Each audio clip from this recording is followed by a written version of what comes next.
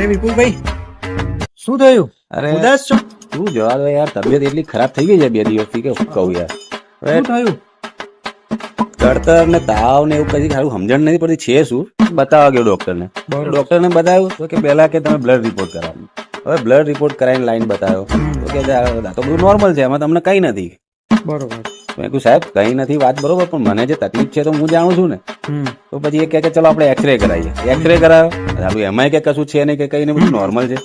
સાહેબ નોર્મલ વસ્તુ બરોબર, પણ મને તો કઈ ખબર, મને સારું તો લાગવું જોઈએ. તો કે ભાઈ એક કામ કરો, હવે તમે સીટી સ્કેન કરાવી આવો. સારું, હું તો સીટી સ્કેન કરાવી આવ્યો. સીટી સ્કેન કરાવીને બતાવ્યો તો કે સારું કશું નહીં, તમને નોર્મલ છે. હવે આને મારે કેવું કહી દે કે મને આ તકલીફ છે, મને તકલીફ ઓછી થવાનું નામ નહીં લેતી. સારું કંટાળી ગયો છું, હવે હું કરું, કે ડોક્ટર બદલું કે હું કરું? મારી જોડે છે સોલ્યુશન.